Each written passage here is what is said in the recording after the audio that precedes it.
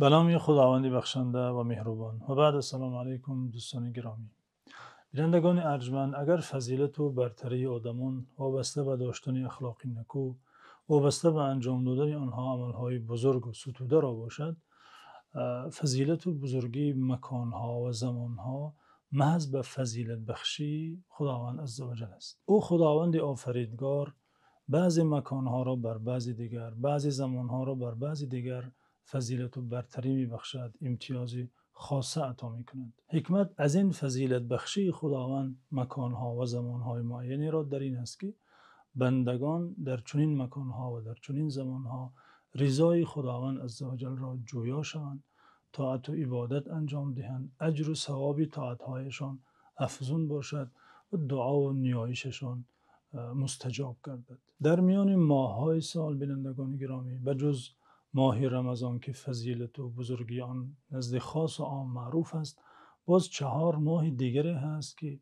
ماه‌های محرم، ماه‌های گرامی، ماه‌های پر احترام نزد خداوند محسوبند. او تعالی در این مورد در سوره توبه فرموده است: ان عدة الشهور عند الله 12 شهرا في كتاب الله يوم خلق السماوات والأرض منها 4 حرم ذلك الدين القیم فلا تظلموا فيهن انفسكم. یعنی همانا طبق حکم خداوند که آن را در لوح المحفوظ هنوز زمان آفرینش آسمان ها و زمین مقرر نموده است، این است که تعداد ماه‌های سال 12 است. یعنی او تعالی چون عالم را هست کرد به خاطر درست شدن امور روزگار مردم، به خاطر سامان یافتن نظام گردش شب و روز این عالم، سال این عالم را به 12 ماه تقسیم کرد که ماه‌های قمری معروفند و همه احکام شریعت را به این ماه‌ها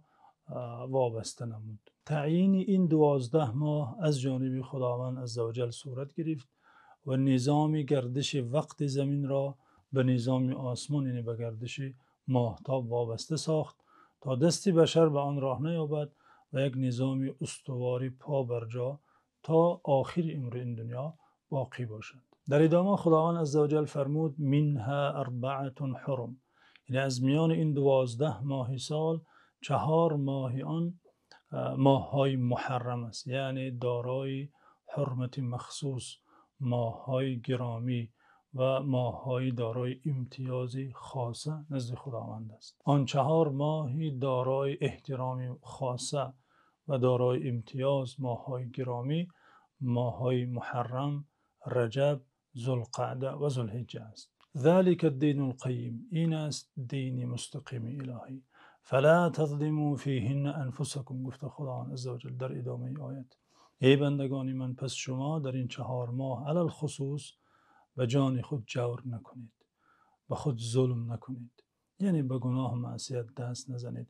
گرچنده که به گناه و معصیت دست زدن، به جان خود ظلم کردن در همه ماه‌های سال ممنوع و محرم است، اما در این 4 ماه که ماه‌های گرامی خداوندند، ماه‌های با فضیلتند، باید انسان از گناه و معصیت، از لغزش ها خیلی دور باشد. امام ابن جریر طبری در تفسیر خود و امام ابوبکر بیهقی در شعب الایمان از عبدالله ابن عباس روایت کردند که ایشان گفته: عظم الله حرمتهن و جعل الذنب فیهن اعظم والعمل الصالح والاجر اعظم.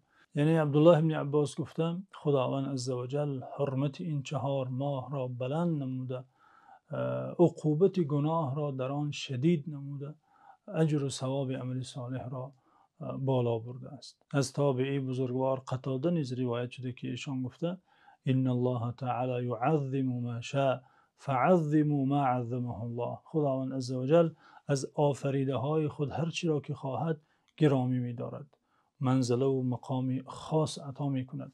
پس آن چی را که خداوند گرامی نموده است شما نیز گرامی دارید. پس در این ماه‌های نامبر شده که ماه‌های محرمی خداوندند، ماه‌های نزد خدا گرامی و با فضیلتند، شخص مؤمن می‌باید به هر نوع عمل‌های صالح بپردازد، در طاعت و عبادت بکوشد و از هر نوع گناه و لغزش باید خود را دور نگه دارد.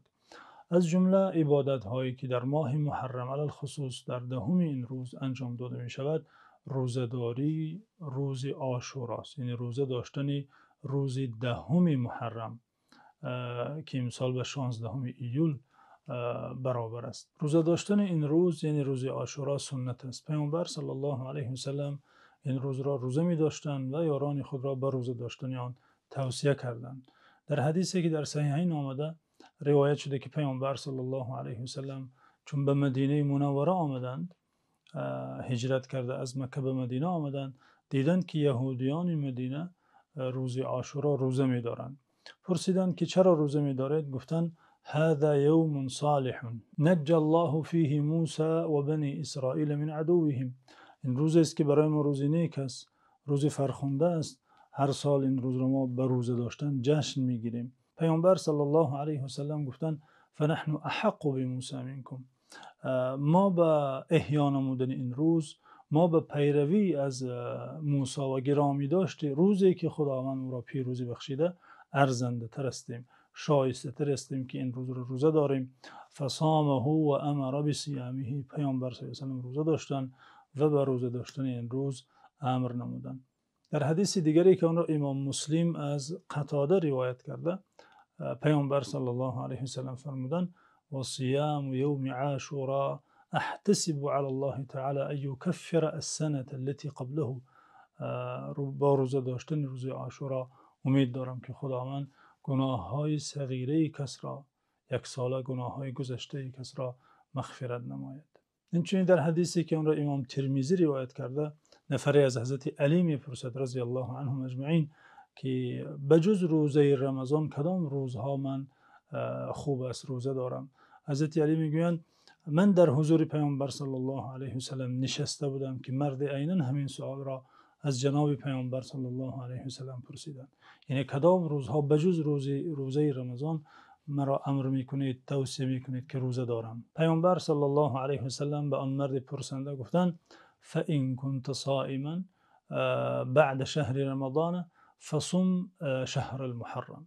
اگر بعد از رمضان یا غیر از رمضان ماه دیگری میخواهی روزه داری، ماه محرم را روزه بگیر. فإنه شهر الله. گفتن پیامبر صلی الله علیه و سلم همانا این ماه خداوند است، به سوی خداوند اضافه کرده نسبتش دادن از بزرگی و شرافت این ماه. فإنه شهر الله، ماه خداوند است. وقد تاب الله على قوم و یتوب علی آخرین، او کما قال النبی صلی الله علیه و سلم.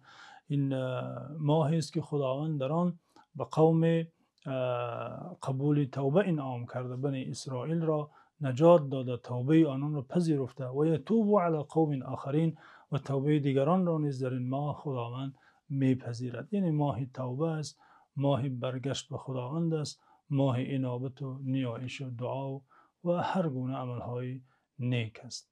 به امید قبول طاعتها در ماه‌های پرفضیلت و در عمومی همه ماه‌های سال در حفظ و امان خداوند باشید.